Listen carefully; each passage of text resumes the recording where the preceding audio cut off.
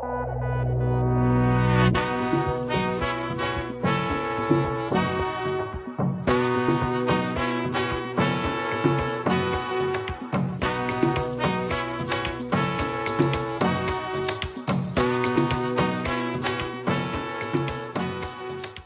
is how you play a djembe for real, folks.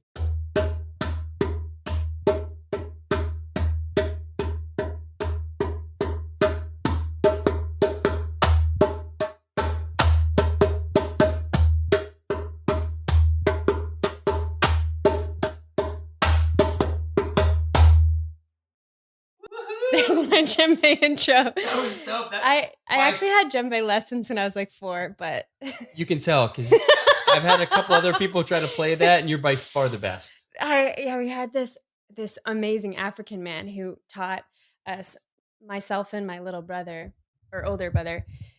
He would come over and teach these djembe lessons, and there was this rhythm of earth water, earth water, earth water, earth water, earth water, and he would tell us,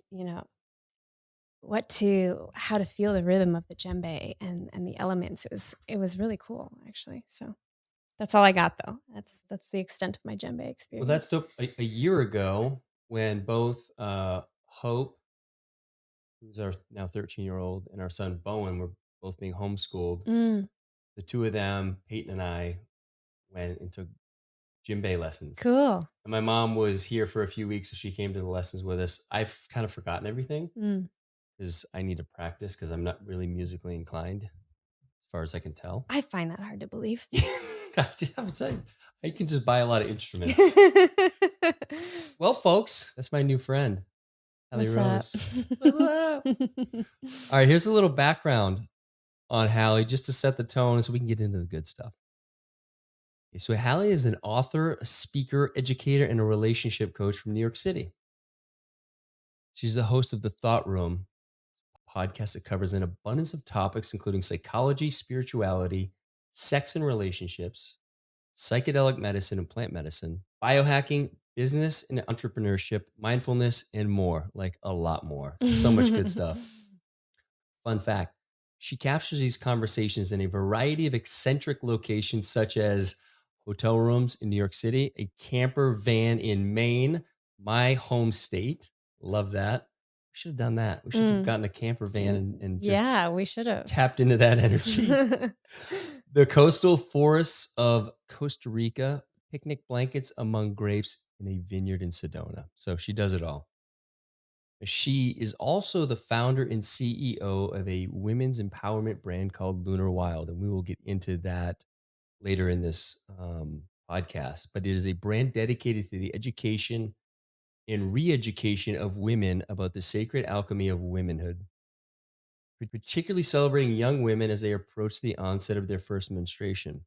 She does this by providing young women with their very own Lunar Wild first period gift box, which contains mindful menstruation products and sacred literature about becoming a woman. As I was learning more about you and I went down the rabbit hole of following all the things, that's the thing that really stood out to me because, as you know, now that you've met my wife, Peyton, she's deeply called to work with young women. Yeah. And I love it's not just the education, it's the re-education or education for the first time for a lot of moms. Right.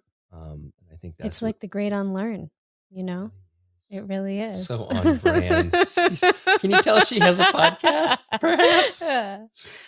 Now, we first connected back in March on Instagram in the comment section. I think I had commented on something you had done. You had commented on something I had done. And I just loved your message. And I can't remember exactly what that particular post was. But then you reached out to me and you said, "Are you in Austin?" I said, "Uh-huh." And you were planning on coming down here. You're like, "My third eye's been on you," which I thought was amazing. We can talk about that as well. And you said, "When I come down, I'd love to connect and eventually have you on the podcast. But look, let's get to hang and see what's going on." And so that was awesome. And for me, when we met officially last week, you came over and spent some time with Peyton and I. And I knew that, and you had actually mentioned something about coming on the podcast, but I had already known that I wanted you to come on the podcast. But I didn't know when we were connecting on Instagram. Mm. So I didn't really know you, right? Mhm. Um, but what came up for me, especially after we met and I saw how much you have to share through your own experience, is that I have my own biases. And if you look at my guest list, it's mostly men. Mm. And for various reasons, but some of them is I can get locked into, oh, this is what people want to hear from a man and this is what I connect with and whatever the reasons are. But I greatly appreciate you initiating this whole thing because again, it showed me a blind spot that I have. And furthermore, I mean, you just turned 30. Mhm. And for someone who's 18 years my junior, uh, I was blown away by the amount of life experience you've had and how you've been able to, I guess, alchemize that into your own lessons and learning. And just to be honest, like most people, myself included, at 30, they don't have much to share. And it's okay. You know, I speak from experience. I don't feel like I had a lot to share until I probably got into my 40s. But I think that has to do with the different things that you've had come up in your life and you've actually dealt with them. Not all of them, as we'll get to later in a clip from your very first podcast that you released. But um, I also think your mom, you talking about your mom and your upbringing, had a lot to do with that. Just how she seems to be a very conscious woman, Mhm. which I thought was amazing. To just hear how she supported you as children, which I think is something that Peyton and I are trying to be really mindful of over the past, really, I don't know, 4, 5, 6 years. It's really been a focus to let these kids figure out who they are. And by the way, I almost paused on this episode because tomorrow I am going to start a bit of a dieta. I'm going to step away from technology and really try to, we were talking about this offline, uh, connect more to my feminine. And part of that is to be out in nature. And I thought, let me just clear this schedule for this week and not do any podcasts and get right into it. But what I recognized was there's a reason you're here. And I think you show up with this feminine essence that radiates. And so I think for me, it starts today. And so, anyway, bit of a longer introduction, but well worth it. So, welcome to the show. Thank you so much, Cal. It's such a pleasure to be here. And no, tell me, you just celebrated your birthday a few days ago, I did. and you were sharing a gift that you were given. Oh, yeah, we can dive right into Let's get that. right into that. Why not? So, offline, I was sharing that I've never really been somebody who cared much about gifts, particularly like the more birthdays you have. It's like physical gifts are nice, but they don't mean as much to me as experiences do. So, I wanted to have a dinner with just a couple close knit friends, and then I just have this wild and colorful group of friends. And this group of friends that I'm staying with right now, they are incredibly vivacious, communicative, polyamorous, acrobatic, fire spinning, tantric loving, like all the things. And so my friend Iffy is like this. I don't even know if she's 5 feet tall. She's like this little Spitfire pixie, like Is Iffy short for something? Tiffany, yeah. Okay, But cool. Iffy, she's always gone by Iffy. She has sunflowers in her garden that are taller than her. Like this is the picture of this woman. And she came to me and she was like, "Okay, so for your birthday, I want to give you two things. I want to give you some acro yoga lessons because I'm really into acro yoga. And then the other thing is this experience called pleasure stacking." I was like, That sounds exciting and terrifying. Yes, I'm in. Anytime something excites me and terrifies me, I'm like, "Okay, I gotta try this." Yes. She wouldn't tell me anything about it other than we were gonna have the whole they call it their ecosystem, their polyamorous ecosystem. So it would be her, her partner, her girlfriend, and then a friend I was inviting over. And so there was this group and they were going to do this pleasure stacking on me, which I had no idea what it was. And so I walk into the room and it's all cozy and the lighting's right and the music. I got to choose the music. What'd you And choose? I am a big fan of curating my own music playlists. Like this is a thing that I like to do. So if anyone follows me on Spotify, you'll see that I often find myself in situations where nobody has the right music and I pay attention to what those situations are.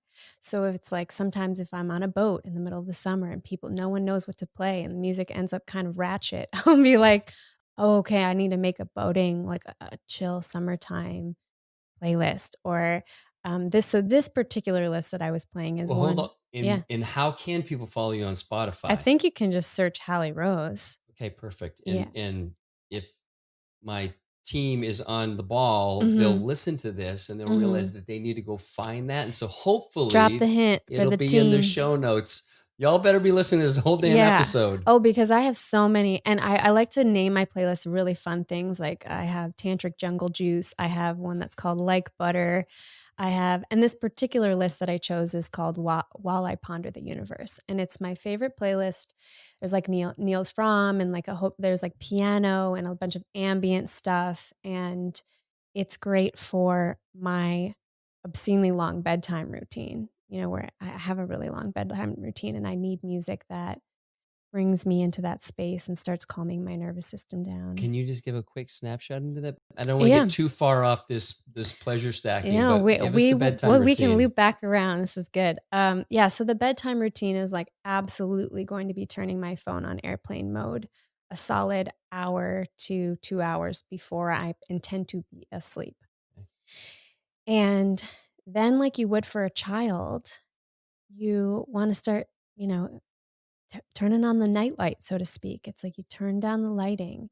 You let your body know, you give it direct signals of, hey, this is time to come down now. It's time to start letting go of everything. So I'm doing that. I'm practicing some energetic hygiene. So for me, that's cleansing myself with some sage or spraying myself with some rose water and just kind of letting go of anything that, I've hugged people that day or whatever it is. Yeah, Sometimes can you go a little bit deeper into that? Because my audience might not mm, know about rose water and sage. yeah. Well, these are just tools. There's a lot of, I guess you could call them shamanic tools, but really it's like, I mean, incense is a tool too. It's like if you go into a yoga studio, anything that there's a sense of cleansing or cleaning or altering a space.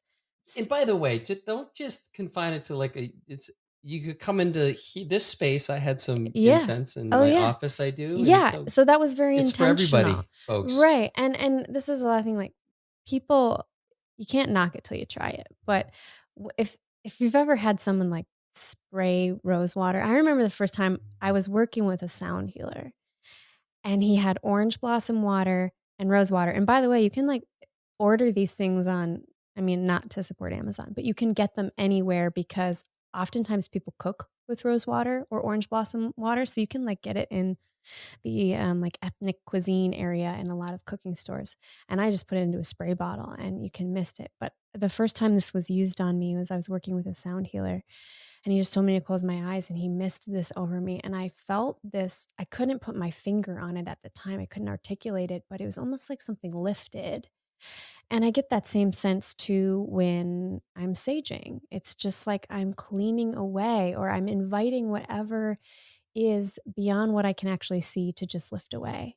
It's just an invitation to myself. And I actually love, even before I make love, I love to sage because I'm entering this sacred union with someone and I don't want to carry anything into that container that isn't ours, doesn't need to be ours together. So just to like freshen up the space around us and Yeah, so that's the short description of what using sage or rose water or some of these tools is.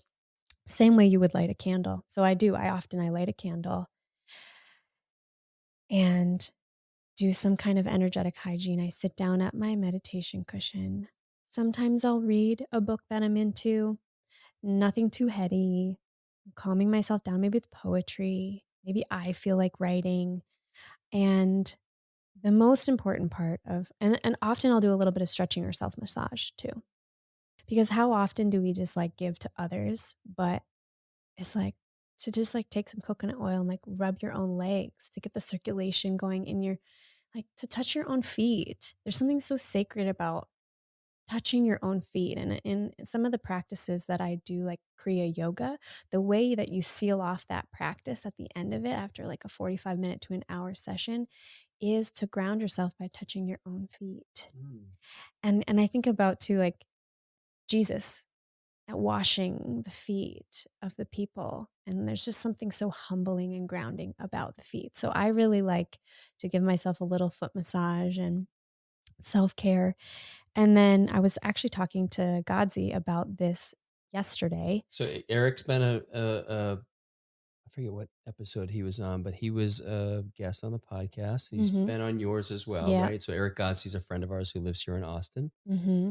Yeah. So Eric had me on his podcast yesterday, and we were talking about our writing routines, our journaling. And he's very much, from what I understood, a follower of like the Artist Way, Julia Cameron, and the writing three. Do you know about this? Yeah, Writing. I've started his journaling course. Oh, okay, great. Yeah. Yeah. So we were talking about that and the morning pages and this idea of writing 3 pages, stream of consciousness, first thing in the morning, kind of doing like a brain dump.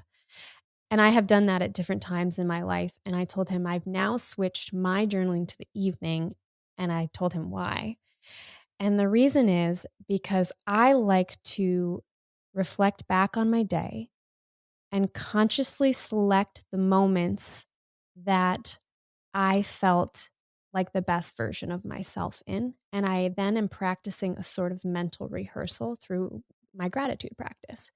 So, for example, and we'll loop back to the pleasure stacking, but on the day of my birthday, I might have said something like, I'm so immensely grateful for the joy that I allowed myself to feel, for the bravery that I experienced in expressing what my desires were with my friends. I'm so glad for the work, the personal work that I've done to feel deserving of being in that container of receiving.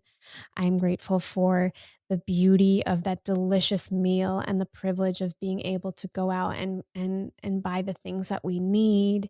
I feel like I'm in abundance and that sort of a mood. And I'm just listing as much as I can and trying to feel on a cellular level, like almost tricking my body into feeling more of that. It's like you're turning yourself on with the energy of life that you desire to cultivate more of. And I like doing that directly before bed. So the phone has been off for a while and I'm entraining myself right before I go into my dream space.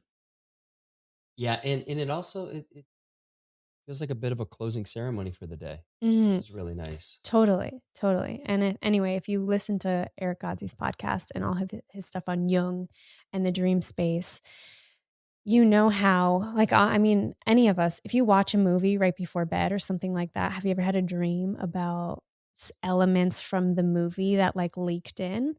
This is not a mistake. We know how malleable the mind is and how things leak into the subconscious and the unconscious mind. And so, if I have any power over that to create the reality that I'm going to slip into, which, the more that I do medicine work, the more that I realize that the dream state is this space where I can do deep personal work in because I've started lucid dreaming. So, yeah, so I want to be intentional about how I Okay, enter that and container. again, you're gonna have to just give us a snippet on lucid dreaming. This is an education, folks, and Mm, I'm trying to be mindful of y'all listening that this may be outside of your yeah. purview of. Hey, I get it. And like part of the thing on my podcast is like people say things. I'm like, you gotta explain what that means. And so for me, it's like When I started on this path, I didn't believe in any of this stuff that I was dabbling in. It just didn't make any it truthfully just didn't interest me, and I really was freaked out by people who were, uh, really out there, kinda hippy dippy, and I realized that some of it was just my discomfort with things that were outside of what I knew, and that I was allowed to still decide I didn't like them only once I had tried them. I think that's an important thing for us to remember because there. And again, I won't apologize for it. I was about to apologize for it, but I often speak about the importance of having our direct experience Mm. with giving us information about whatever the thing is. And that's what you're talking about. Like, Mhm. don't put this down. I mean, there are some things where you like just intuitively know like that is bad to do, but by and large, we make judgments about things that we've had no experience with. Right. We certainly see it in the psychedelic space with the people who are making the laws around psychedelic medicine. Right. By and large, have never tried it and they don't Mhm. understand the healing properties of it. And Yeah. so I love that that's part of your practice. And just to throw it back to, like, your intro is, yeah, I think that my life has been pretty fast and adventurous, and I'm now sitting in a place where it's cool if people are following along with what I'm saying and they agree with it, but quite honestly, my life is proof enough to me just through the experience, and that's kinda what I hold. It's not my job to make anybody believe what I've experienced. It's just my job to be brave enough to share it.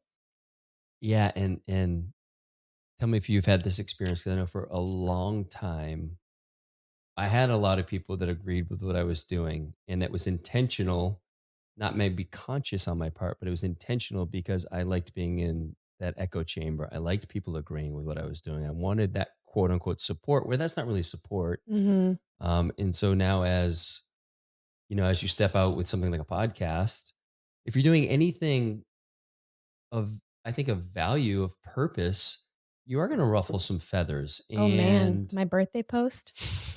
I don't know if you read that, but I lost not a lot of followers, but, like, I lo oh, was this your diary? Mhm. Yeah, I loved that. Thank you, I Ooh, loved it too, and, I had a mad resistance to posting all of that. I mean, if people get my newsletter, they get it, but my Instagram, I've never really posted any of that on my Instagram before.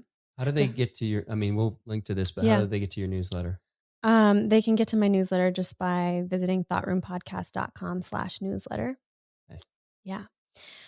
And I've been recently including parts of the book that I'm writing. So and journalings and diaries, and also I Mm, include my music playlist. So that's a great place for people to be linked up with all of that. But I shared some pretty vulnerable stuff about what has happened and occurred in the last 10 years of my life. And I didn't really hold back. I was like, "Hey, I've lived a lot of things and here it is, and not all of it's pretty." And I I watched as some people were just like, "Thank you for showing up with your truth," people whose opinion I really respect. And then I watched the numbers of my Instagram that day do some funky things. And I was like, "Okay, some people are not ready for this." And that's okay. That's not a reflection of I should stop saying the truth. That's just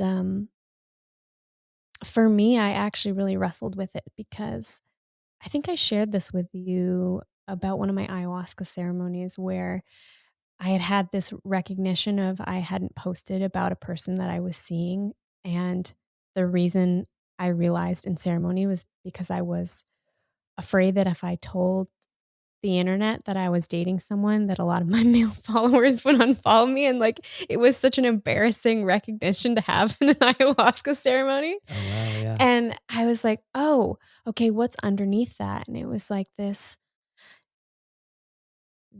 identification with the sexualization that has sometimes been projected upon to me in my early life, and when people looked at me, that was my worth, and, so it was even funny in launching the thought room, for like the first 3 months, you go back and look at the posts, I did not post a photo of my face because I didn't want people to know what I looked like, because I didn't want people to follow the podcast because it was the Hallie Rose, like, here's what I look like. I wanted people to listen to the information and take it seriously. And I knew women would follow it, but I wanted men to take it seriously, which, funny enough, now more than half of my followers, I think it's like 65 or 70% of people who listen to my podcast are actually male, not female, which is unique Yes. and makes me really happy that that's happening.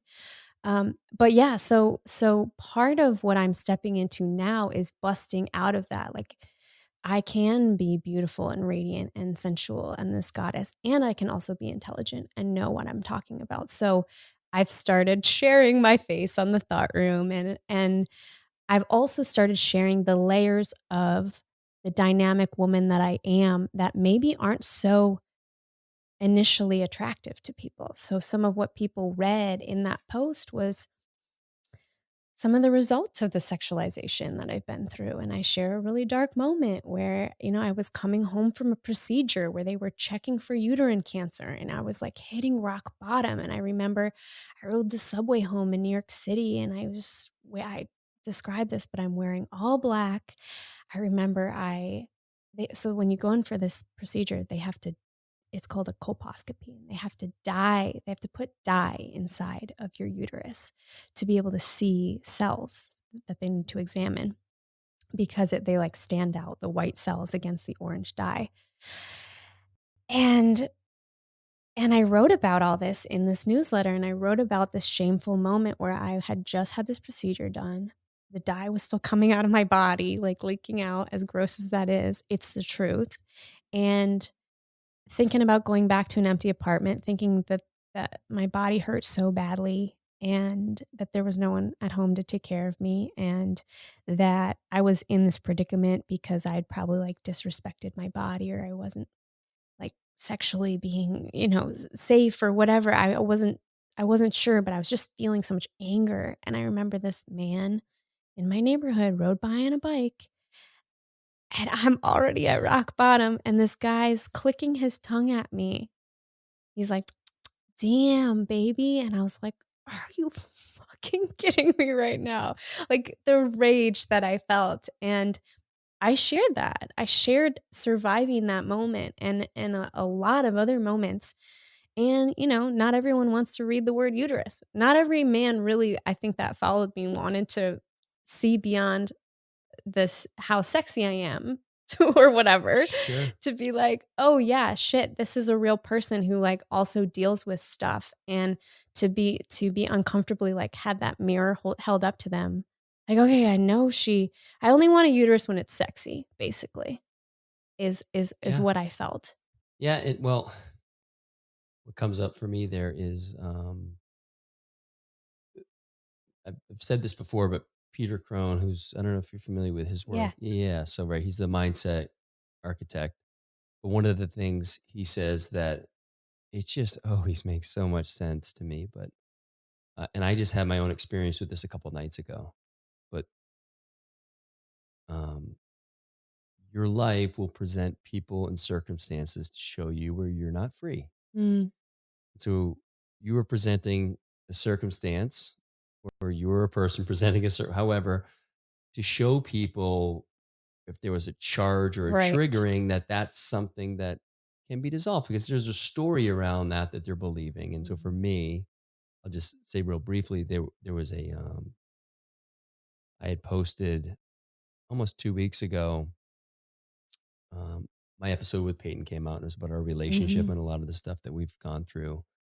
And I posted pictures from our Mayan wedding ceremony, marriage ceremony that we had in 2018 in October in the Yucatan Peninsula. So it was amazing. It was beautiful.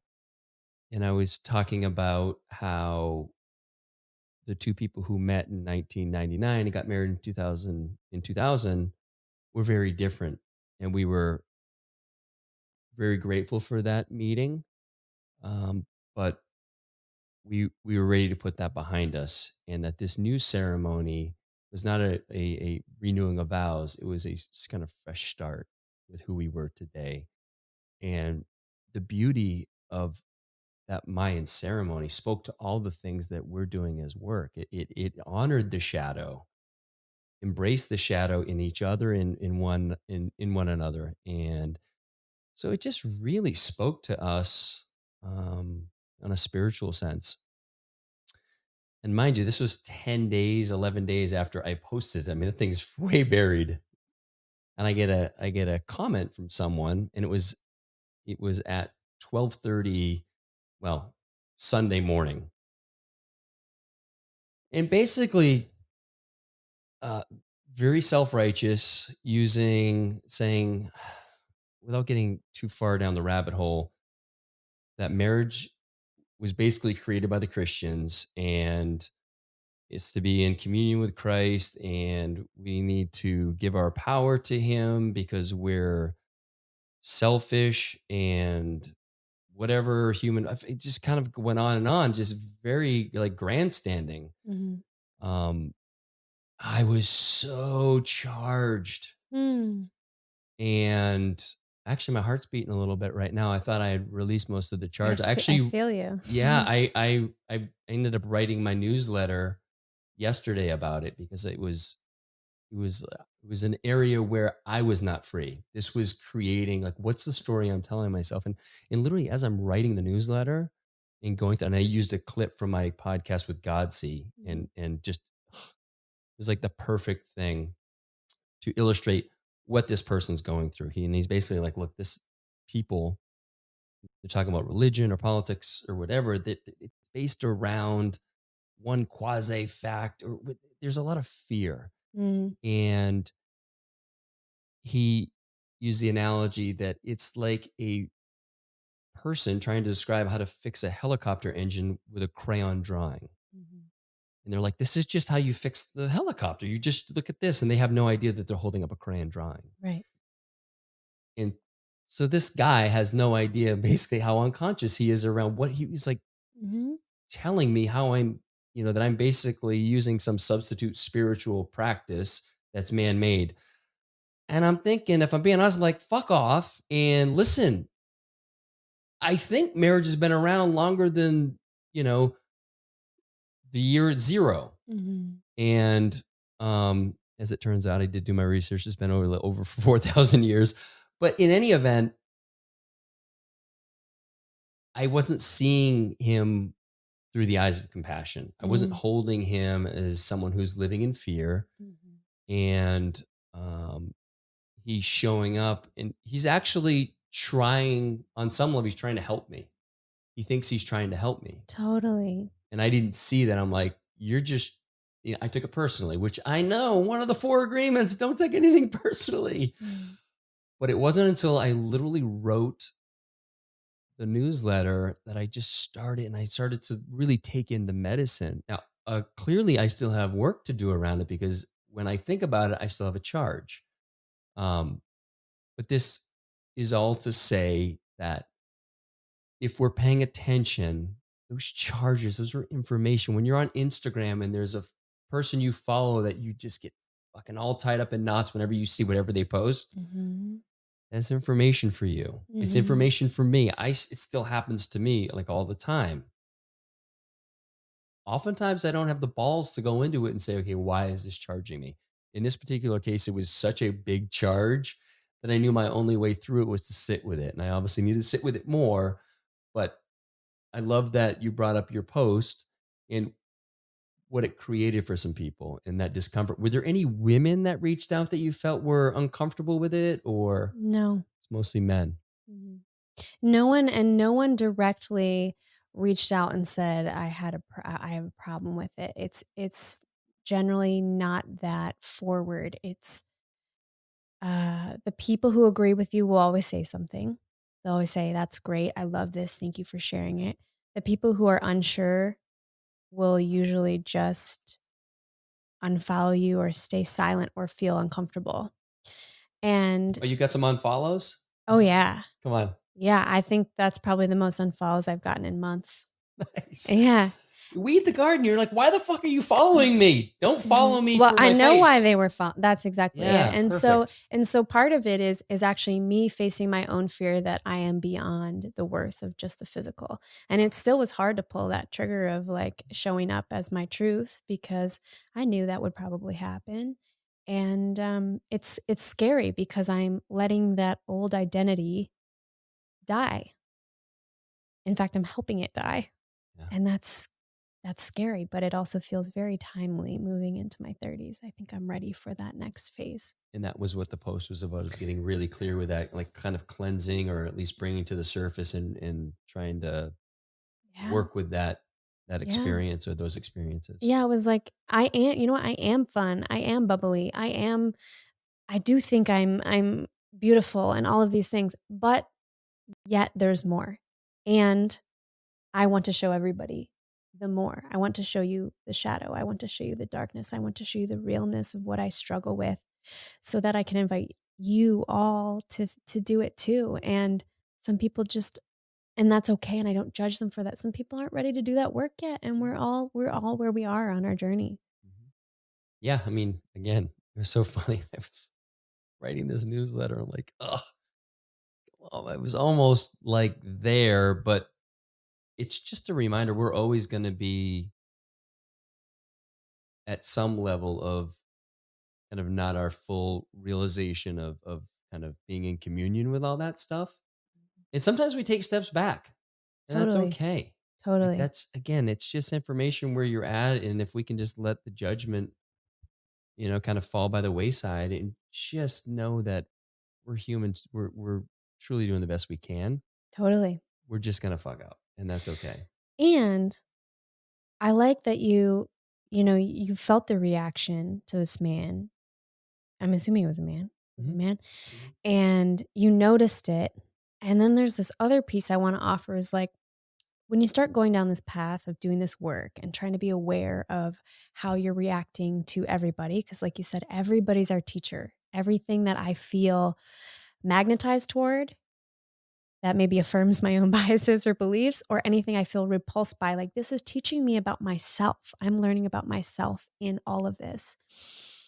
And with that, I can still let things come up. I can allow and recognize them, but I don't need to necessarily fix them or change them or be spiritually enlightened enough to do anything right away.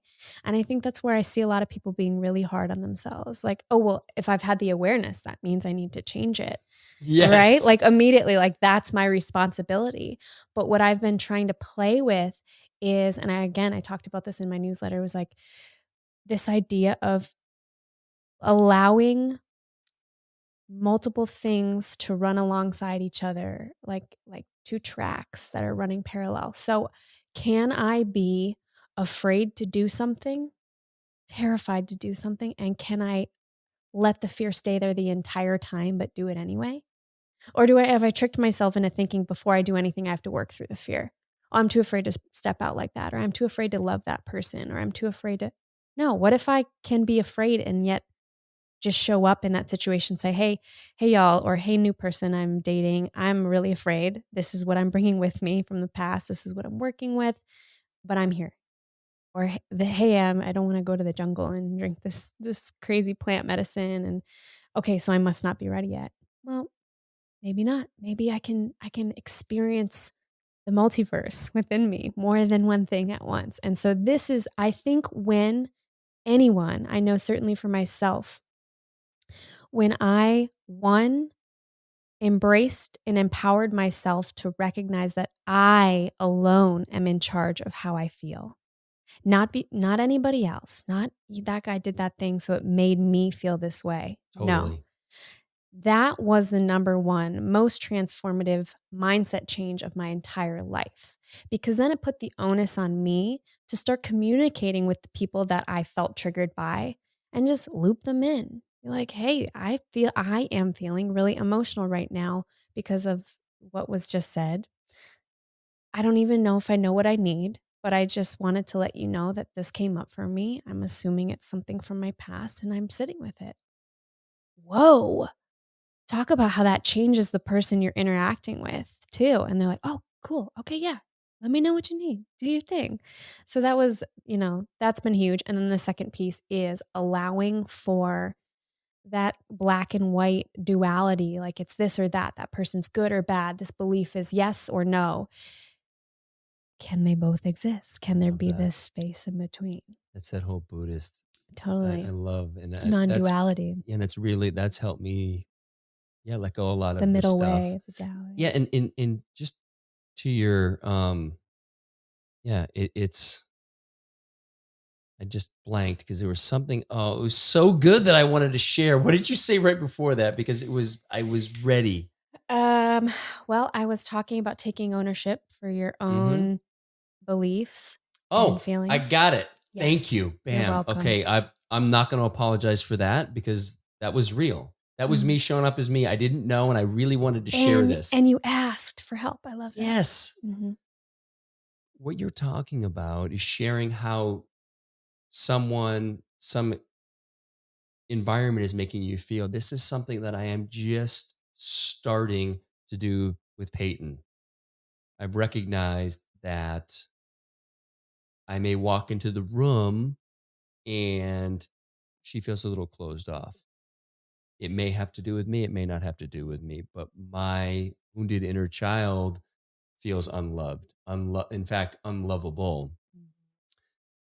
And I try to think about all the things I've done wrong where I don't deserve the love. And I've used this example before, but the other night, she had kind of run some errands. I picked up a friend of ours and come back to the house. And I was just kind of getting back from doing some work. And it was after the time that our two dogs and our pig are usually fed. And I just hadn't fed them. And I came and sat down in the kitchen and she kind of had brought home some food for us. And then she started to feed the animals. And there was just a little bit of a coldness that I was picking up Right. on.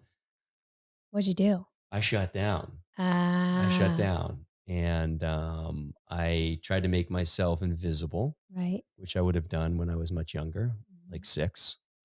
And It's no mistake. It's yeah. probably where it comes from. And so what I try to do is do things that make me lovable again. So help Mhm. out a little bit when I can, like put the dishes away, serve the food. I had a call with one of my teachers the next day, and we just worked with that. Yeah. She's like, like this is what's happening. The whole wounded inner child of when you were 6 and you did something and you were made to feel unlovable. Your interpretation of what your parents were sharing was that you were unlovable. It's not what they were saying. Mhm. It's what you felt as a 6-year-old, not as a 48-year-old, but I'm still having him come back into play. And so the next day, um, it was actually not even after that call. It was like the next day I took the opportunity. I said, listen, the other day, this is how I was feeling. Not this is how you made me feel. As you Right. know, like Mhm. I noticed the words you used, the turn of phrase. It's like, this is how I was feeling. And I just wanted to know how you were feeling at that time. Mhm. And she's like, actually, it was the day before that I was pissed at you. Right. But it was, Right, so it was, like, partly your own mind game. Maybe she was totally she's like, I didn't fine. really care that you didn't feed the dogs Yeah. in Petunia. And I'm just That's like, interesting. but I'm like, oh, that actually wasn't that hard to do. It actually, I wasn't blaming her. Mhm. I was taking responsibility for how I was feeling, the story that I was believing. And, my teacher was like, do you think because you didn't feed the animals that you are not worthy of love? Do you think Peyton does not love you because of that? Mhm. Of course not. Mhm. Okay, so you're believing that story though. Mhm. And I know for some people that may seem absolutely ridiculous, but just pay attention when you feel like you shut down or you get Mm. angry, you get triggered by your partner or someone close to you. Like, think about what comes up for you. So, anyway, I'm glad you shared that. That is like, I'm just starting to step into that work. And listen, people, I've been married 20 years. Mhm.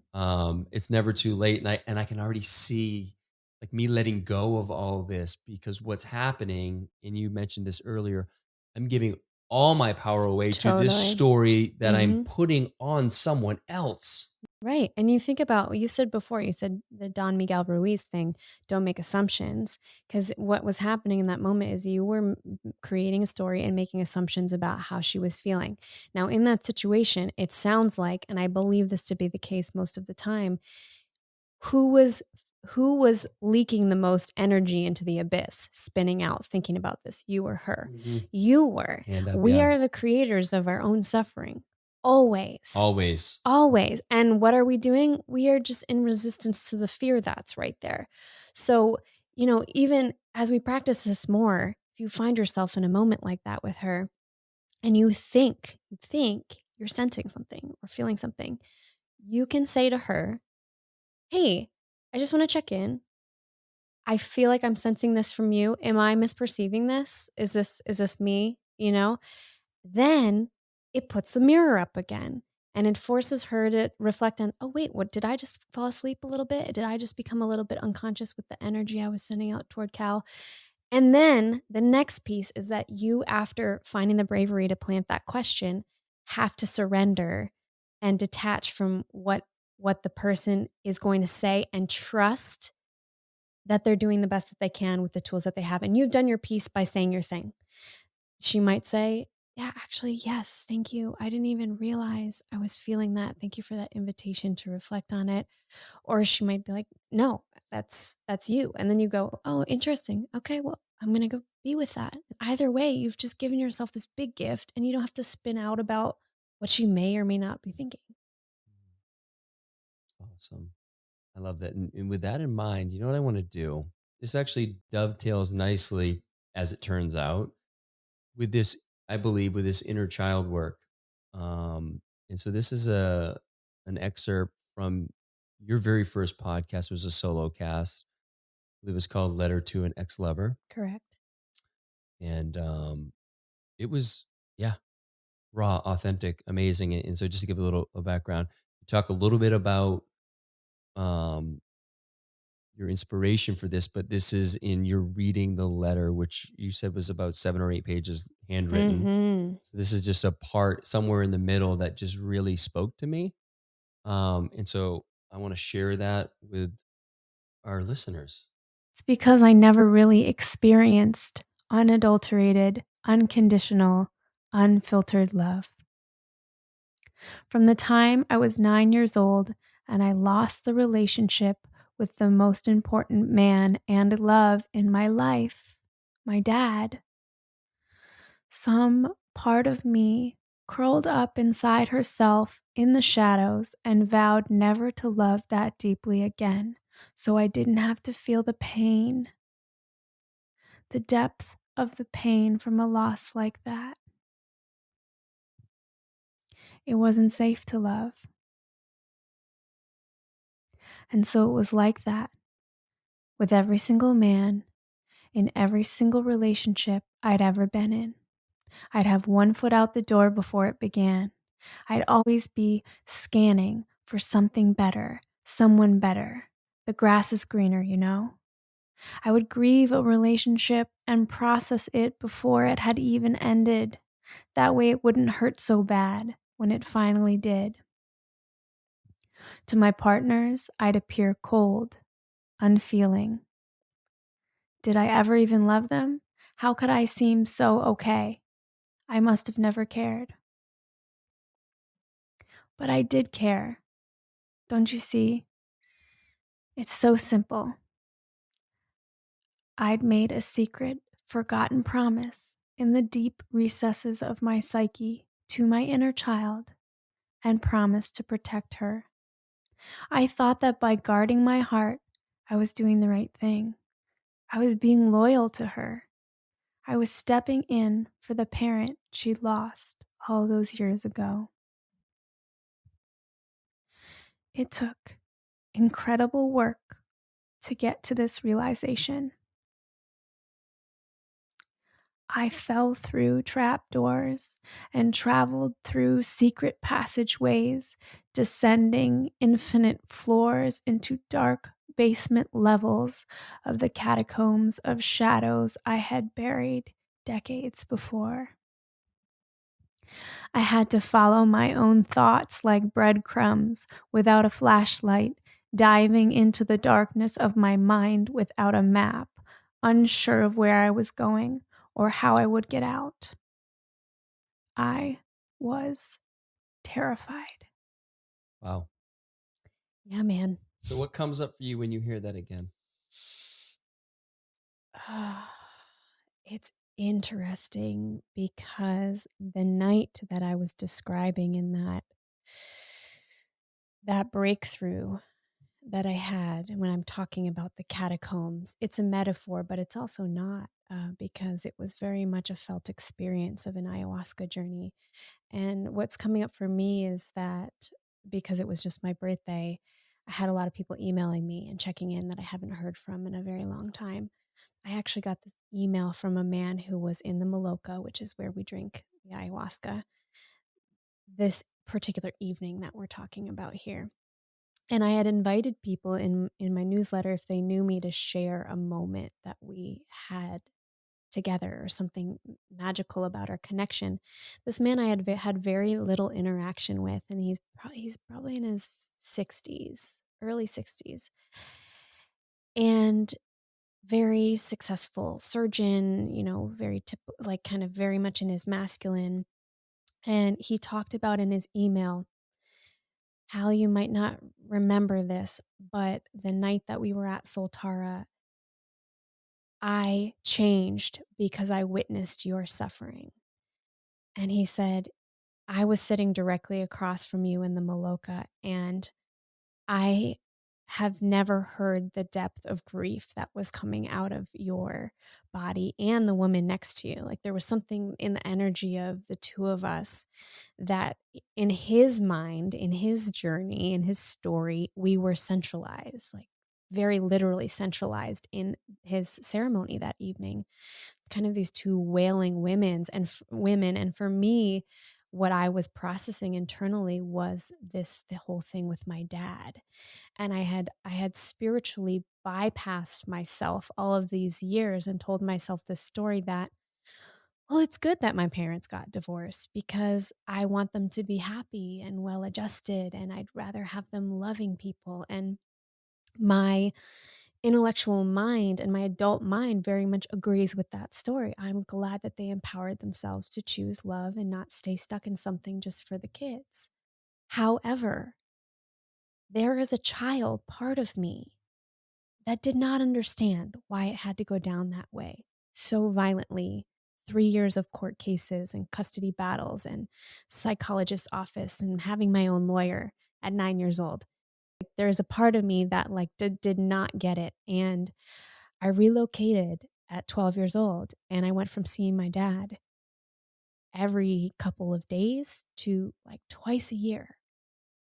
And that that first love, like I talked about, that man who tucked me in at night and told me stories and taught me how to tell stories. And I was his only girl. We had special daughter daddy dates, and he would take me on a trip to the Bahamas, and I could have whatever I want. Like suddenly the bottom fell out of my world, and I was gutted, and I hadn't processed it. And so my whole life, like I didn't really realize that I had this anger toward men, and I had this fear of men leaving me. So what would I do? I would leave them first. And my attachment style became contrary to what a lot of women find themselves is in that sort of uh, I forget what the term is, where they're anxious attachment. If you read that book Attached, I haven't. it's a great book. It has a magnet on the front, and it talks about anxious attachment, avoidant attachment, and then sort of like well adjusted or stable attachment style.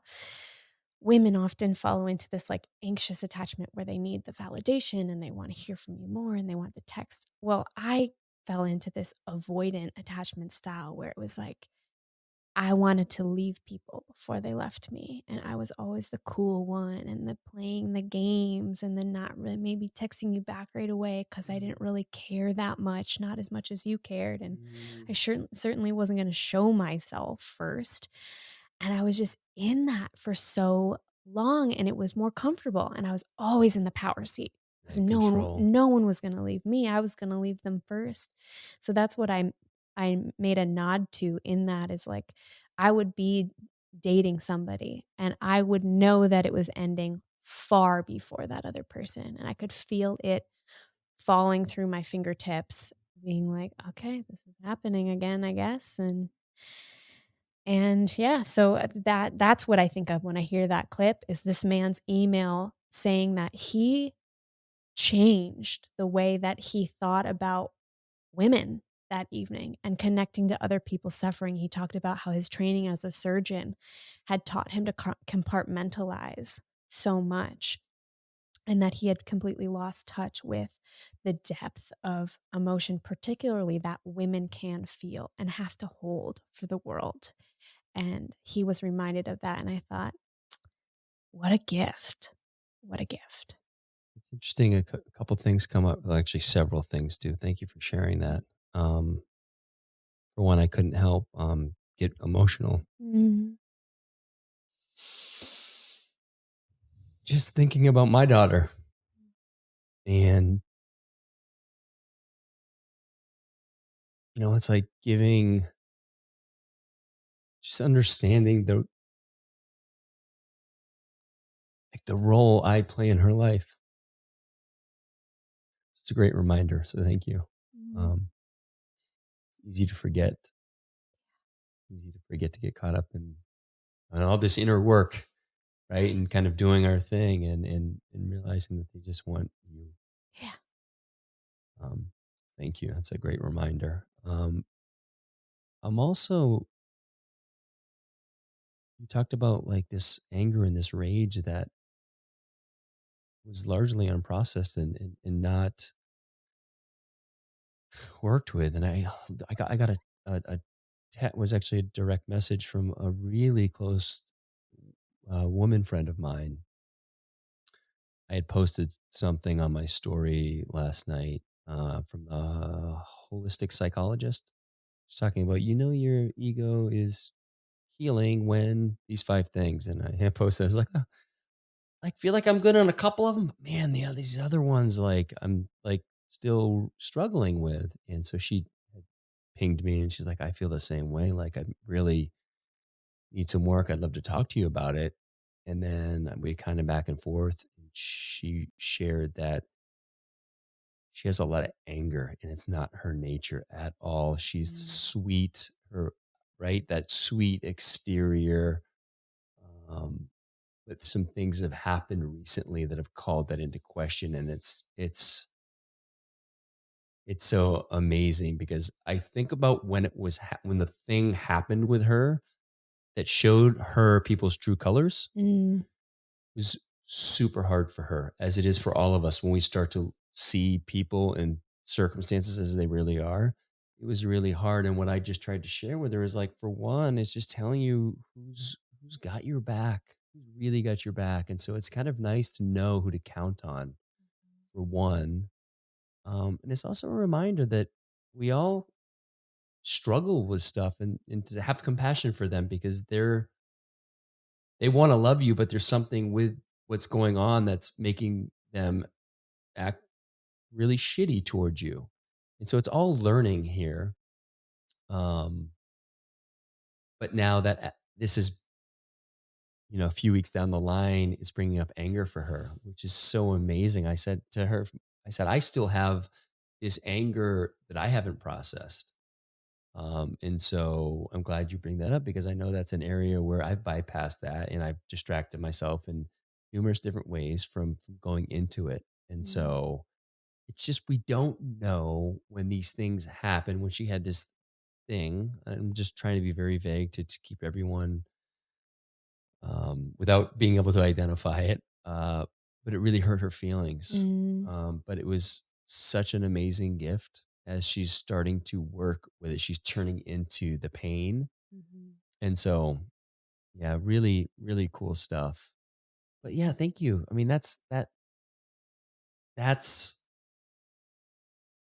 3-minute clip of, almost 30 minutes of you sharing a lot of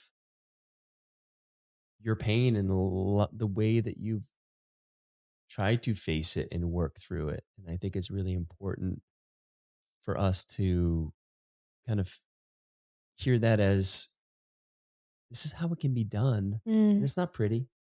no. You know what's actually coming to mind is I'm thinking of like a director on a movie set. And what they say a good actor is one that can just take feedback and not take it personally. And to just think like your higher self in a way, if you identify with that, or your soul is like the director of this movie that you're in, and it's being like, hey, listen, can you do it a little bit more like this next time? And it gives you these indicators through your emotions. And your job as the actor in this divine melodrama is to just be like, oh, yeah, cool, noted. I'll try it more like that. Instead of getting caught up and being like, oh my gosh, I messed up the line. And then I did this. And then I'm such a bad person. Because then you're spiraling more into that and you're creating more of that in your life. You are delighting in the deliciousness of your own addiction to suffering if you're doing that, instead of just allowing the director to say, hey, let's try it like this next time. And you go, oh yeah, cool. I could do that. I could do that. It's hard to let that judgment fall by the wayside. It takes practice. It's a must you have to exercise for sure. It is. And by the way, we never we never finished the pleasure stacking. So I want to make sure for those Okay. on the edge of their seat, let's land the plane on that one Uh-huh. before we move on. But Uh-huh. please explain. Okay, so where was I? We walk into the room. You were the lighting, music. the playlist. Yeah. Yeah. So I had While I Ponder the Universe, which is one of my Spotify playlists on. We had like the laser lighting on the ceiling. And before I forget, I'm sorry. Yeah. You will get through this, I promise. The listeners are exploding. You touched on ayahuasca. Yeah. And without, that's going to require a longer conversation. And I would rather spend it on a few other things, because I'm sure you have some great content in your podcast, or where maybe you've been on a guest somewhere. Where can people find out more about your experience so they can really learn about ayahuasca? I've never drank ayahuasca, but I've had experiences with psilocybin, which is magic mushrooms, Yeah.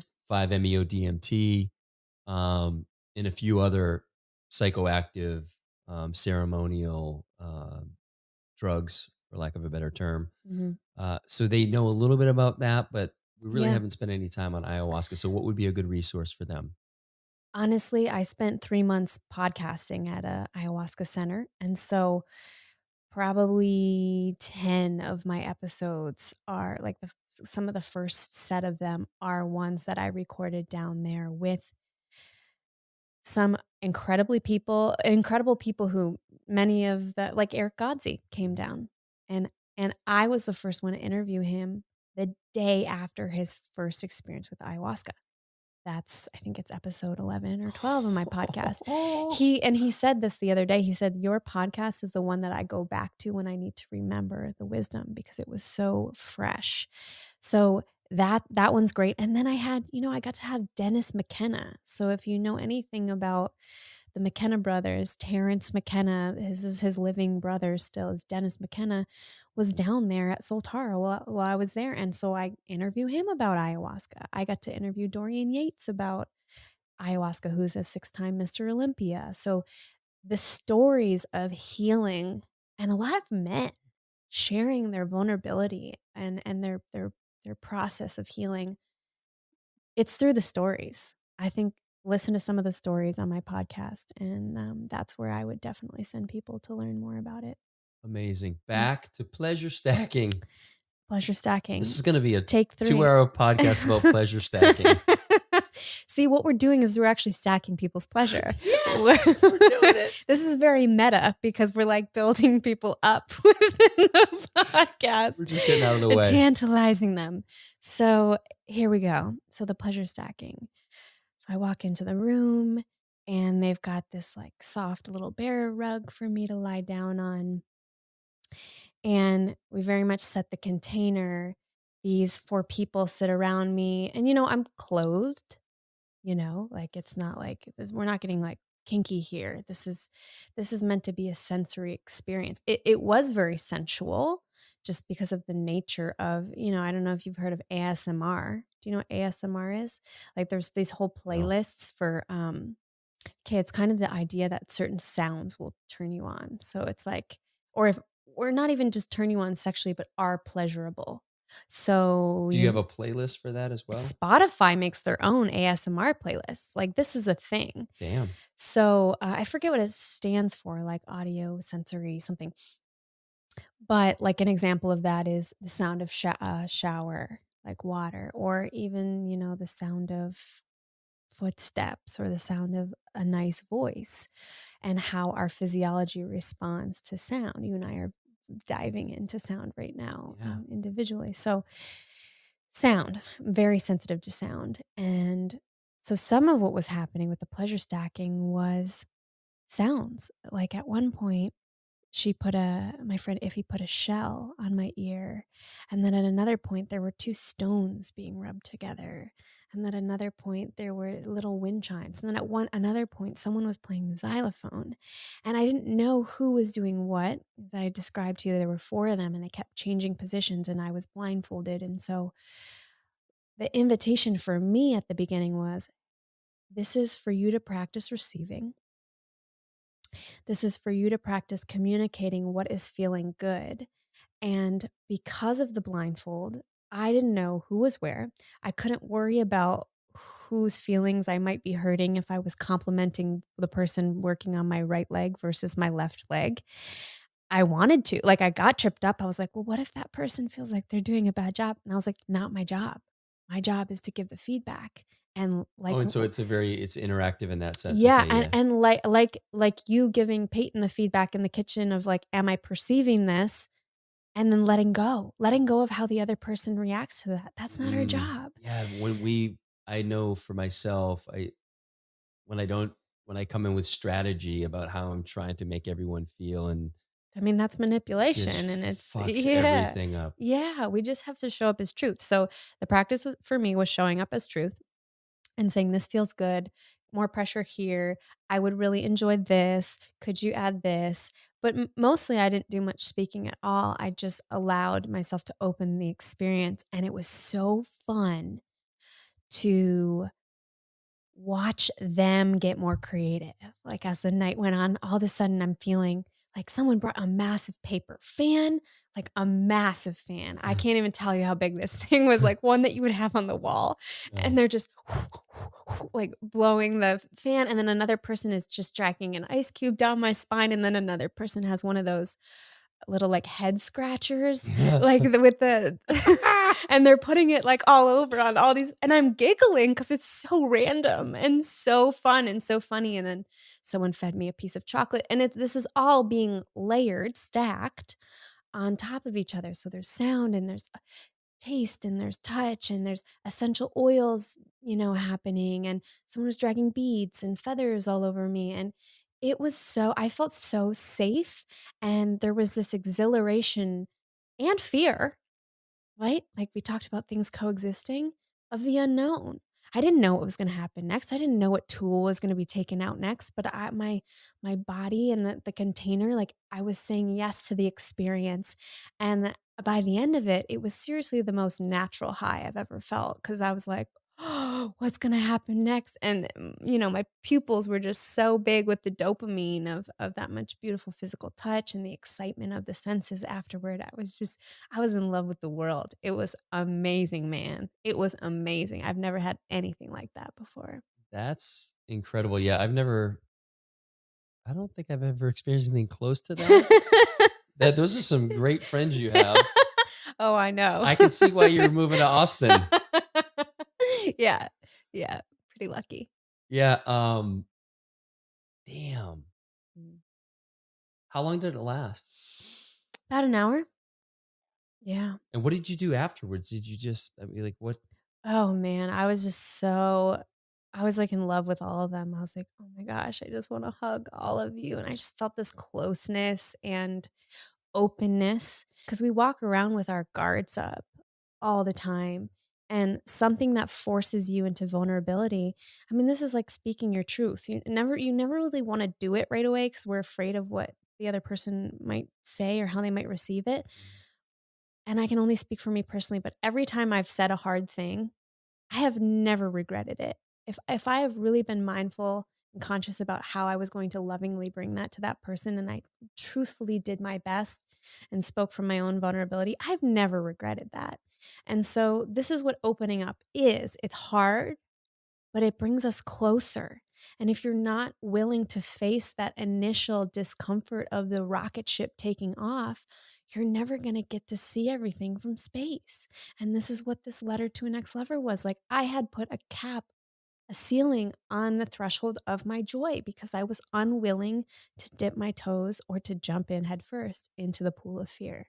I feel like I've been engaged in this inner work and reading and ceremony and in many different ways to explore it. But it's had an underlying kind of like almost intensity to it where it's been a little bit, there's just a shade of, I don't want to say it's goal oriented, but it's like to get, like, let's get to this place of more awareness and enlightenment or whatever the terminology is. But I just recognized, and I had posted about this yesterday, I think, you just need to show up as you. And when you do that without strategy Mm. and you can get lost in that, that's where the allowing for things to come into your life that will bring joy that you can't. You know, I was skating on the ice last Thursday for the first time in 3 years, and I was excited to go do it just because I hadn't done it for 3 years. But the return I got on showing up, Mm. I couldn't have anticipated that it was going to be that great. And so all the things that we predict are going to give us joy, these experiences that we look forward to, we're really just bypassing the opportunity in the present moment to feel those things and allow whatever is presenting right now to give us that joy and that freedom and not have it be outcome based. I think, again, that's another thing that I struggle with for so long, whether Yeah. it was in school, like I need to get these good grades and Yeah. then I need to get into that college. And then I'm hockey. We got to win that hockey game. I've got to win the starting job. I've got to make money and I got to make more money and I've got to get a house, and everything seems centered around putting a flag in the ground out there and then doing whatever you Mm-hmm. have to do to get it. And I think that's useful. Mm-hmm. But when that's arguably your only kind of shot in your bag, it doesn't work for everything. It's not nuanced. And I Yeah. think it's, And when you attain it, the question is then, how do I feel? Well, I feel like I have to set the next goal. oh yeah, And then what? The whole life is just chasing that next thing. And then you find yourself on your deathbed going, what the fuck? yes. Yeah. You hopefully wake up one day before your deathbed and you're Right. like, this is not, and I've talked Ye- about this before, but this is not the life that I want to Right. lead. Right. And this leads us, perfect segue into a conversation you had with your dear friend, Sarah Regal Hoof. Regalhuth. Mm-hmm.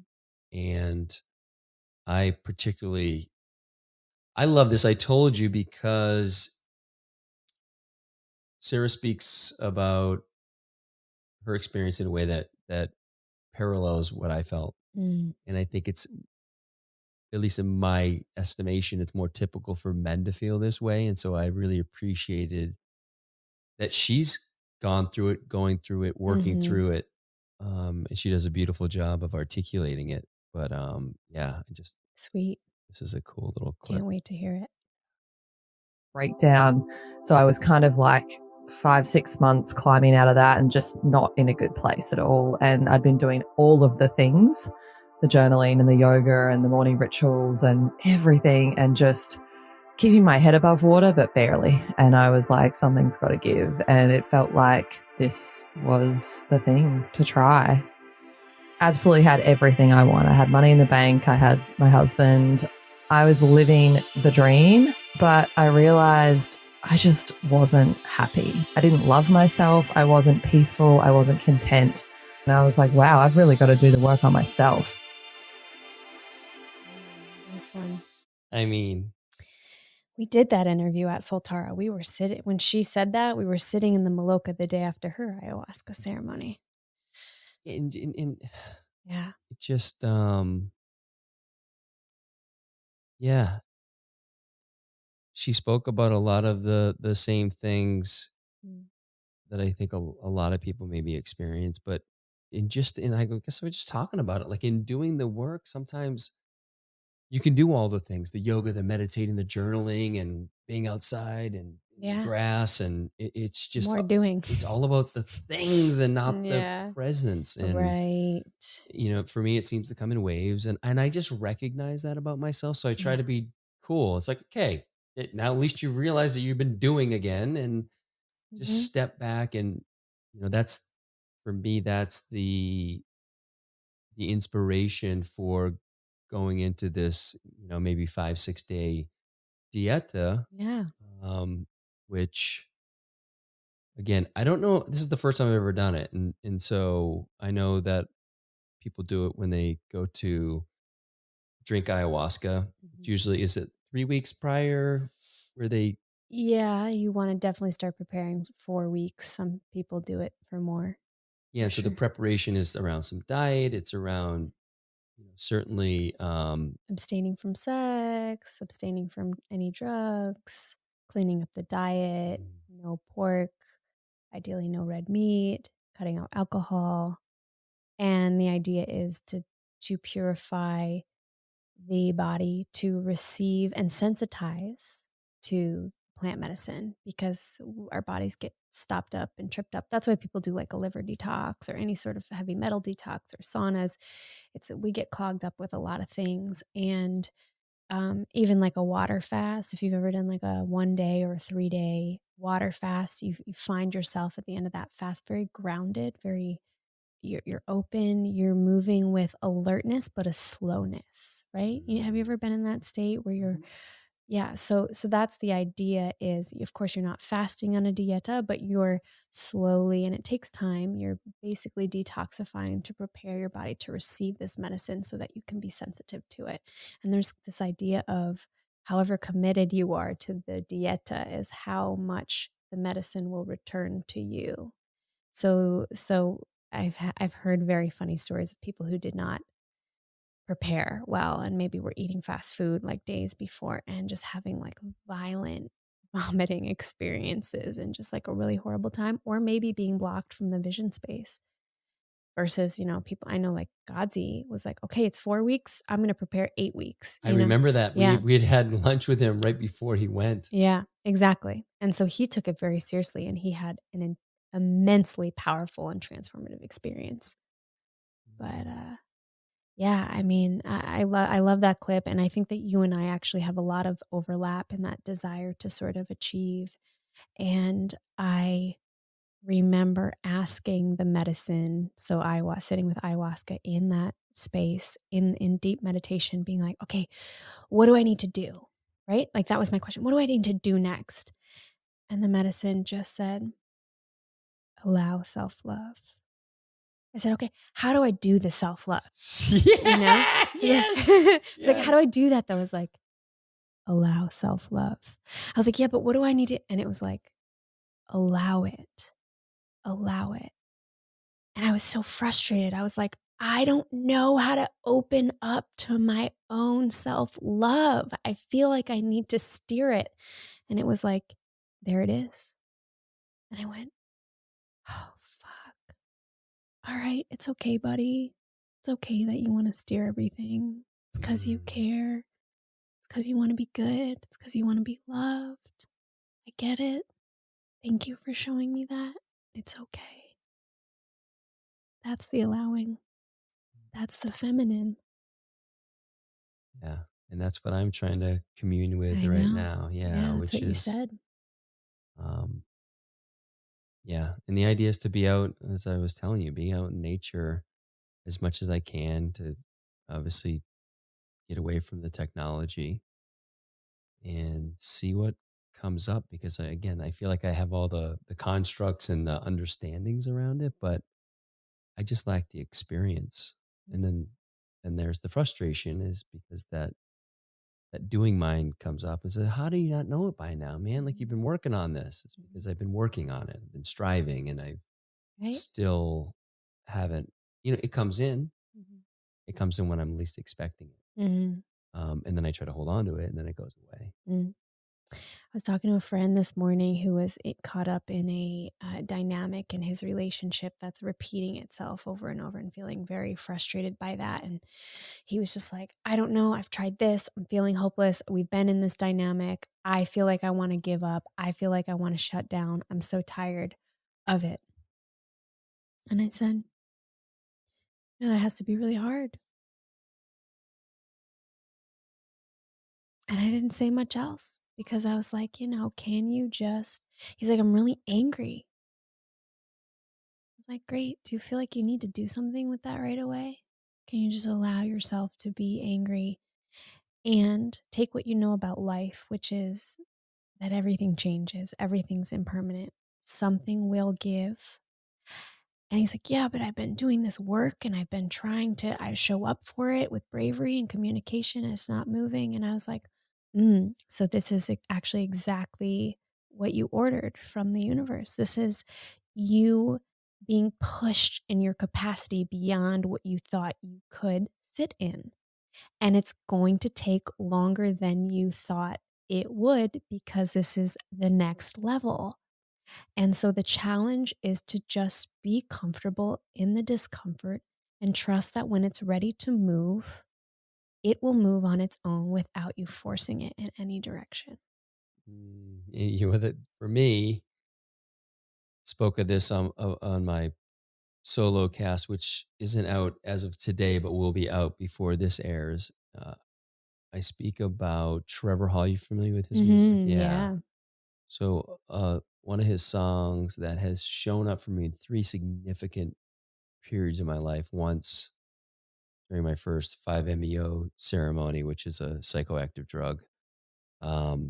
Next, as it turns out, another ceremony with Wachuma at just a beautiful point in the ceremony. And then last week it showed up when I was doing some inner work with a guide, and the idea was going inward and we're kind of doing all this visualization. She's like, okay, whatever's in your heart right now, pull it out. All right. I pulled it out. She's like, what is it? It's like a scroll, a Mm. piece of paper, like a scroll. She goes, okay, unfurl it. What's it say? And I unfurl it in my mind and I can't read it. I can't see words. And at that moment, she's been playing Trevor Hall, a Trevor Hall play mix, playlist the entire time. This is about 10 or 11 songs in. I have been listening to his album, Kayla.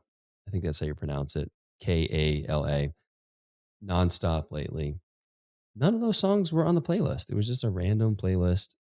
And then as I go to unfurl, I can't read anything, but I hear the song. I hear the song that has meant so much to me. And it's You Can't Rush Your Healing. And it's like, if there's ever medicine that this guy needs, it's like, you just need to let it happen in its own time. You can't rush this shit. You can't be initiatory and push and use all of that masculine energy like you've been able to in the past to get what you want. And yeah, it's been such a potent song for me. And it's much like, I'm sure, with Godsey, with your podcast with him, like when I need to be reminded, I play that song like, dude, just chill the fuck out. And so yeah, that's Trevor Hall, that album, I highly recommend it to anyone. It's as diverse and wide ranging and beautiful an album as I've ever listened to. It's really, Thanks for sharing that. yeah. So I want to get to a few things. And I'm not sure which, you know what, because I want to spend some time on this. I want to talk about Lunar Wild. Okay. And just to refresh everyone's memory, well, we connected through your Instagram account on your podcast.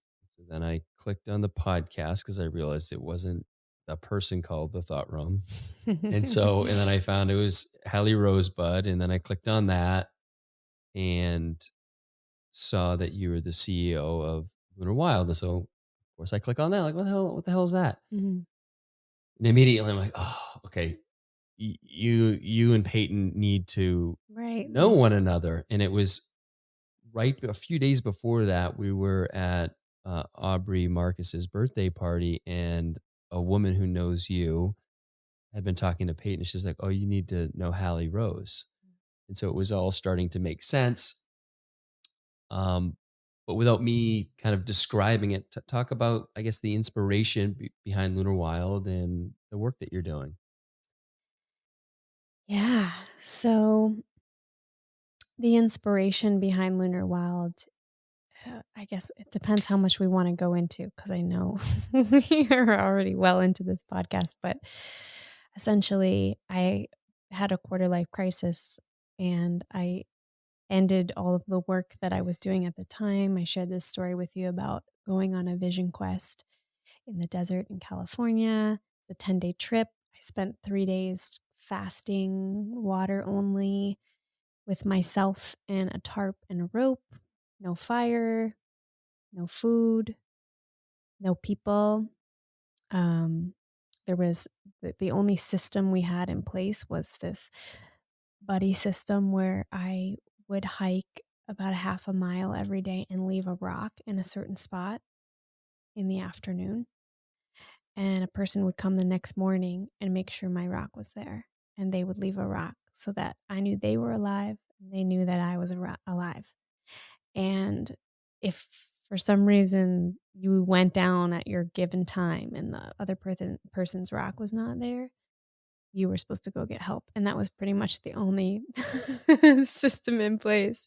Yeah. You know, there were mountain lions there. I remember waking up, there were mountain lion tracks around my head. And I was like, okay, this is real. Shit. Yeah, man. It was, I think that's part of it. I think that is like the dieta that you're doing, preparing for. There's this sort of like facing the possibility of death. And it taught me a lot about energy in that moment because I was afraid of the animals. And oh my gosh, what about a scorpion or a rattlesnake or a mountain lion? And what we learned from this guide that was working with us, this psychotherapist, he said, everything feels you. So the way that you interact with everything is the way that it will interact back with you, people, nature.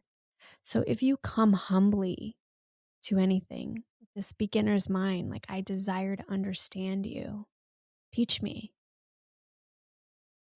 then you're going to be protected. And so when I went into this space, this little like rocky, craggy side of this high desert mountain in California, I was like, all right, I'm gonna go full tilt on this hippie stuff. Like, I'm gonna start talking to the land, because I was scared. Like, I was like, I'm not gonna risk it by not. So I was doing everything he told me, like, offering tobacco to the earth. I was checking with the rocks. Like, is it okay if I use this spot? I was checking in with the animals because they were the only things to talk to or see. I mean, most people have not gone have you gone 3 days in your life without speaking to a single individual? Most people haven't. You're like, I have no idea. No, I have. I've done 2 5-day silent retreats. Oh, yeah. But you're around a bunch of people, and it's different. It's yeah. different. Yeah, I mean, so most of us haven't, and it's really eerie at first. And at first, your mind just goes ballistic with fear, and you just become so viscerally aware of your own thoughts, and there's nothing to do. You are not checking a phone. There's not really anywhere. You don't have enough energy to really exercise that much because you're not eating and you don't want to roll an ankle and you're starting to lose your vitality. You have to do that half a mile or a mile hike every day and get to your rock spot. And that's pretty much after that, you're toast. Sun's hot. You got to stay out of the sun and you only have this much water, like as much as you could carry. So I had like 2 gallons that I took with me. And that's it. Shit. And like I duct taped the bottom of it preemptively because I was like, if I bust one of these gallons of water, I'm done. I need all this for these 3 days. So there's a survival mechanism that kicks in where you bring in this sort of rapturous awareness to everything that you're doing. And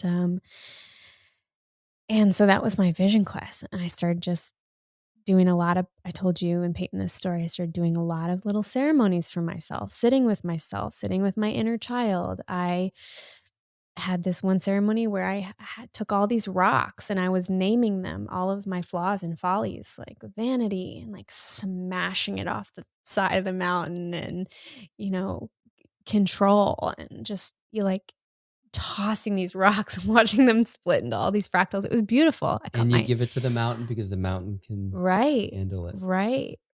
And, I was screaming and crying, and having the privacy to do that was so healing. And after that, I really got infatuated with rites of passages. And because typically the vision quest is a Native American rite of passage, generally for boys. But, and I was like, why don't we have this in our modern Western culture? Where are the elders who are leading us into the wisdom and the gnosis of who we are, what our stories are, where we came from? It just feels so cloudy and convoluted, and we've lost that connection to the magic and the nature like you're talking about. I flew back to New York, and I had no idea who I was after that. I was like completely new. I had just quit my job a few weeks before, and I was like, what am I doing with my life? Who am I? And I wanted to get to know my inner child. So I got out my suitcase full of diaries I've told you I've been keeping for the last 20 years. It's what's becoming the basis of my book. And I started reading about who I was, what I had been through, all that time during my parents' divorce, all of it. And I came across this one journal entry of when I started my first period. And contrary to, I believe, the experience of most young women, I was so excited to become a woman. And I did not feel burdened by the idea of this natural cycle that I couldn't control. And I think there isn't a lot of education around it. Peyton and I were talking about this. It's like human beings are taught that we're not supposed to bleed. Like if you have blood coming out of your body, that's bad. So picture being maybe like a 10-year-old, or some girls are getting it as early as 8. And all of a sudden, no one's prepped you because parents are so squirrely about it. Everybody's so shameful of sexuality that they just leave it to you on your own. And then all of a sudden, blood starts coming out of your body and you don't know what to do and you think you're dying. Like some girls know. They literally think they're dying. It doesn't happen as much anymore because we have social media and the internet, and kids will find things out, but they're finding out misinformation. So my thought, and going back to what happened in my journal entry, I was reading back at when I started, and my mom sat me down, and I told you this. She said that she had been waiting since the moment she was pregnant with a girl. She had been waiting to have this conversation with me and welcome me into womanhood. It was such a special moment for her. She began to cry. She began to tell me about the magic of being a woman. And that also, it was a really difficult path. That women were the creative life force energy of the universe. This was Mother Earth. This was the blood, the tears, the dancing. The women were the muse of every artist. This is what it is. The female form is just sensual and incredible and powerful and can give birth, and has been giving birth before modern medicine, standing on bricks, biting on a stick. It's that horrible beauty. It's everything. It's life right there. And so she just painted this picture, and she told me that I was going to feel a variety of things, that I would have moments throughout the month where I was feeling really dark and melancholic and sad and weeping, and I would have other moments that I was untouchable, creative and sexy, and I would feel people's energy magnetized toward me. that's when a woman is ovulating.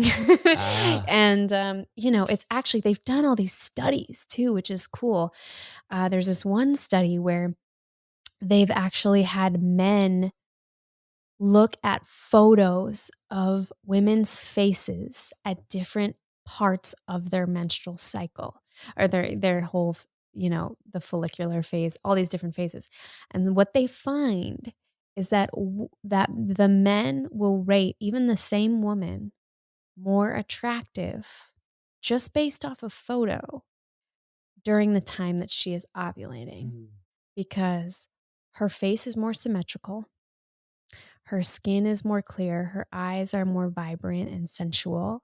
She's carrying an energy through her that even can be read through a photo. And so the cycles that women experience are very real, both scientifically, physiologically, and psychologically. And I think that's really important to underscore. But anyway, so long story short, I had this powerful first period experience, and it incited this idea of creating a modern rite of passage, sacred ritual gift for young women to welcome them into womanhood. And so it's this first period gift box that I created called Lunar Wild. Awesome. And what's in it? I know you have some different options and Yeah, so what's in it is we have this, I work with all women run companies, and I'm really passionate about sustainability, organic, supporting local and small businesses. And so everything is eco-sourced, eco-friendly. We have uh, organic cotton pads and tampons, of course. I put a lot of things in there because I wanted young women to be able to try some of the newer period technologies that are out there, like menstrual cups and cloth pads, because generally what happens when a girl starts her period is like she'll use whatever her mom gave her. sure, that makes sense. And what worked for your parent might not be what works for your body. We're all so different. And there's something exciting. It's like my pleasure stacking where I had to be forced into actually considering what worked for me and not just accept what was, given. It's that same idea. If we give girls the ability to say, "Hey, try out all of this. You deserve to be comfortable. You deserve to have what works for you." And we do that at like 10 or 12. What kind of woman does she grow into? My hope is she grows into a woman who has agency and sovereignty over her body. She knows how to communicate with herself and therefore feels confident communicating with her lovers in a way that doesn't shame them, but rather empowers them and excites them and invites them in. And I think ultimately that's what everybody desires is connection and love. And so for me, it starts there. It starts with like, what tools can we create to bring men and women together so that we can move toward that ideal of one? Amazing. And I know you mentioned you and Peyton have talked, but for those of you who don't know, Peyton's done a lot of work with teen girls around this exact thing. And she's done it in person. But obviously now with the circumstances, she's been working on some remote uh, sessions. But one of the things that she remarked, and I know you guys both resonated with you, was that experience with the teen girl. For one, the mom must be present because it becomes an education. We were talking about this in the beginning of the podcast. It becomes an education or a re-education for the mom Right. about this process, because arguably that generation was never really shown. It'd be rare. Like Right. you're, I would say, I think most An people would say that's, anomaly, yeah. totally an anomaly. Totally. And so I love that's offered for everyone. And then Peyton is in the process of putting together something for dads and their daughters, and just to understand the Yeah, process totally. and see how they can support and be curious about it, and not, because as dads, if we turn away from that, that's sending a message. Totally. Totally. I've had a lot of like single dads want to buy this gift and send it to their daughters, or if they live with their daughters, and maybe men feel really uncomfortable because I don't think it's their fault. I think men are taught from a very young age, this is not for you. This is a woman's thing. And okay, they're like, all right, well then I will back off and respect that. But then it becomes a place of fear a little bit. It's like, that's a thing I'm not supposed to ask her about, because she'll get defensive. And if I ask her if she's on her cycle, it will, um, but there's an invitation here, both for men and for women. Starts with women really feeling comfortable that you are experiencing fluctuations. That's okay. That's the first step. Is like, you don't have to be the same at all points during the month, and then to be able to communicate that to your partner. And like, I'll say to even my housemates or my friends, so I'm moving into my enchantress phase, because there's like these archetypes, right?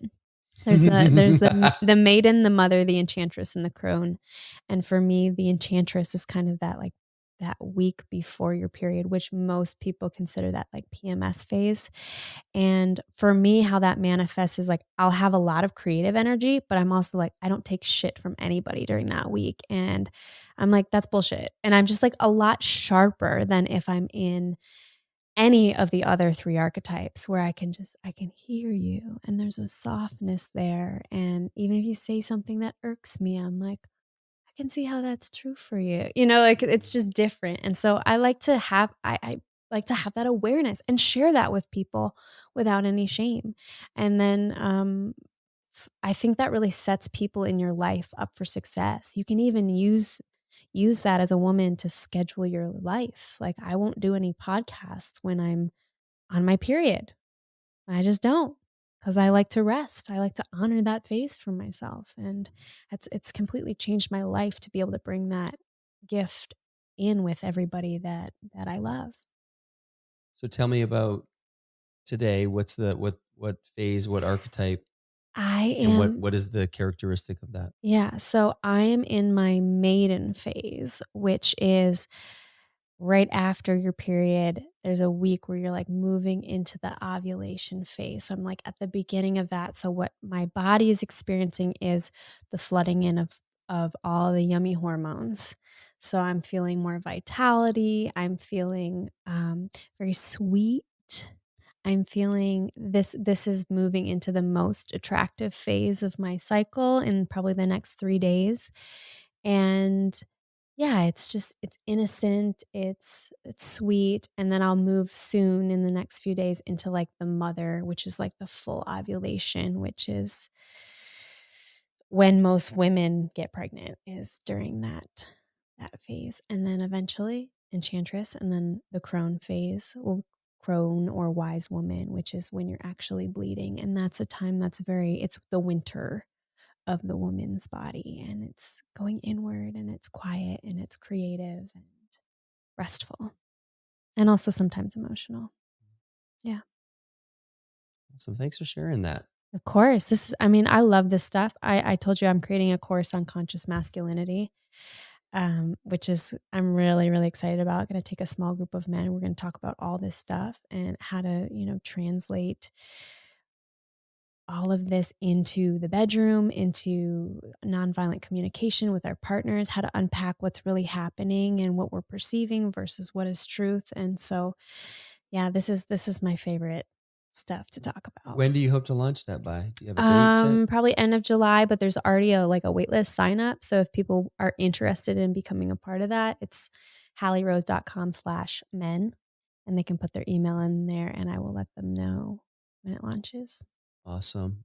And I know we're short on time. I want you to touch just briefly on the book, and whatever you can share with that, and then we'll let you get out of here. Thank you so much. Yeah, I actually really got to go in depth about the book with Eric Godsey, so we'll nod to his podcast. Be sure to hit that up. Hit that up when it launches. His podcast is called The Myths That Make Us. Mm-hmm. And we launched into almost a 2-hour discussion on story, and how the stories that we create about our own life are everything.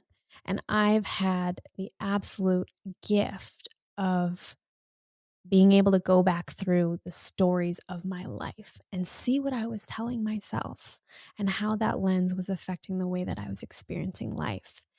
And what is that useful for? Now I am titrating all of the learnings about how I was speaking to myself, what kind of thoughts were crossing the threshold of my mind, how was I interacting and interfacing with the world, and how can this be translated into a new way of living for myself and for others. So, yeah, it's a magnum opus. I mean, I'm about 85,000 words in. Whoa. And I feel like it might end up being several books because I only have been writing it for like maybe 8 weeks. And yeah, it's really big. And I was telling Eric, I'll just kind of wrap up with this, but he's like, so how are you doing this? And I'm going back through my journals and I'll just pick one and I start to transcribe them. And I have this complex tagging system with probably over 100 tags. Some of them are exes and lovers. Some of them are morning routines. Some of them are getting through depression. Some of them are anxiety. Some of them are psychedelics. Some of them are, neurolinguistic programming, nonviolent communication, and just everything Buddhism is a tag, just anything that I've learned about or written about. Mona's getting all fired up. Mona is moaning. Chill girl. So, I mean, everything that I've learned about over the past, since I started writing at 8 years old, it's in these pages, and I'm learning to crystallize it into what I believe will be one of the most powerful coming of age stories of our time. Amazing. Good for you. That's just for context for all of you who have Boyd Vardy's Lion Tracker's Guide to Life, which I just gifted to Hallie. I can't wait to read it. That's probably 30 to 35,000 words. And that's the size that the book I'm writing is going to be. So, and that's a great book. Yeah. Yeah. Good Lord. Well, that's amazing. And what a gift. Thankfully, you have all, rather than try to remember, you actually have your verbiage that you used and how you felt. Totally. And the voice has changed. So, I mean, anyone who doesn't journal, Eric and I, again, we were talking about what a powerful tool a journal is to hear what you're really thinking.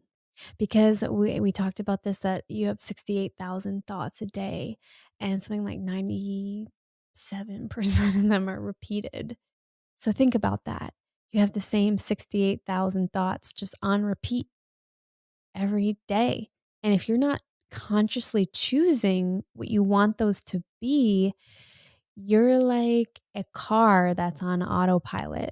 They're just going to take you where you're going to go. And a lot of it's going to be programmed from your childhood and your core woundings.